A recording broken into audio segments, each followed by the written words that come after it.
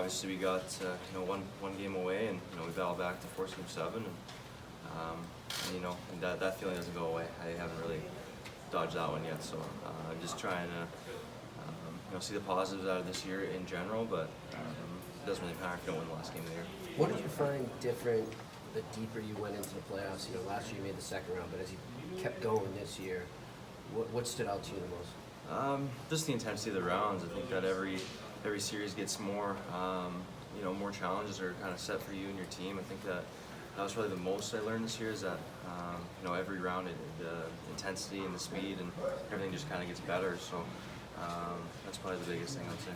Any injuries to the battle, or? I think everyone saw what happened in Game 2 against Toronto, and then from then on I was kind of battling some things here and there, but nothing that I didn't think that I could play through. There's it's this time of year, it's just a matter of will, and that's pretty much kind of all I have to say about that. So were you penalized for that? It was pretty blatant to play, so that's all I'm going to say. And then, I've talked about that incident way too much this year. Just kind of looking forward to moving past it. Jake, I think we all will remember walking in and seeing you sitting in your stall with your uniforms. A lot of guys had tough times getting through that post-game. What was, I guess, the most stunning part to you, and have you had a chance to think about it at all? Is it sunk in? Yeah, that's all you think about.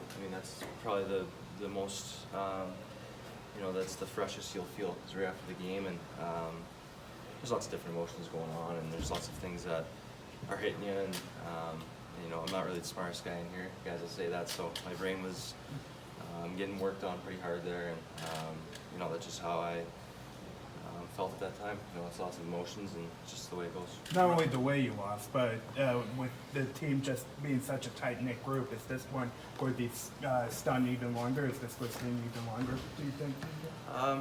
We're all going to sit here and say that we're going to try to move on from it, and take steps in that direction, but like you said, we're so close as a group, and we all believe that we're going to win it, and we believe that we're right there, and we got a taste of it, and then it just shut us right down. So that's probably one of the things too that that's probably the worst thing. Every year you never know if you're gonna have the same team again, and usually you don't in this league. And I thought that our group was excellent through and through.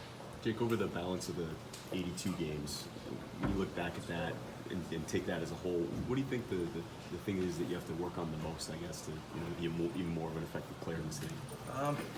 Probably just consistency. I think consistency with my overall play. I think that there was certain times where I was doing well, and there's points in goals and production were coming. And then when they weren't, I didn't like my actual game around it. I think that you can still play a consistent way to help your team win. I think that my B games this year weren't necessarily B games; they were C games, and it's something that is disappointing for me personally.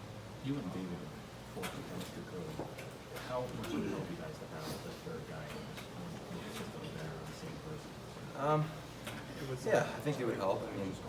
This year I played probably around just under a quarter on the right side, and then moved back to the left side, and trying to find that different pieces. The guys did a great job stepping in. It's not an easy thing to do, and even you saw it throughout playoffs. You really had a second player there, and I think that has to do with us as well. I think that if we're playing well and doing our jobs, I don't think there's maybe many changes to be made, but I think it would be nice for sure. What were some of the challenges, speaking of that, for you, knowing that you would have a rotating door of wingers on your line with Richie?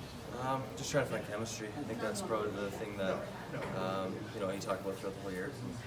It's just that's the main focus at the time, is just try to find the right pairing with us, and it's one of those things where, like I said earlier, guys did a great job this year. It's not an easy thing to do, and but it was kind of you never really knew certain times. Jake, what do you cherish most about this group? I know it's tough that last loss, but what do you cherish most about this season? That's, to be honest, I'm not sure. I'm in a different mind frame, to be honest. There's lots of things to be thankful for, and I think just how close our group was probably the biggest thing for me, and that is something that I was very grateful for this year, is how the older guys brought everyone in, how we had so many injuries and so much adversity throughout the whole season, and how different guys stepped up, and it was just a complete team effort, and that's something that I will cherish. Is there Have someone? you ever experienced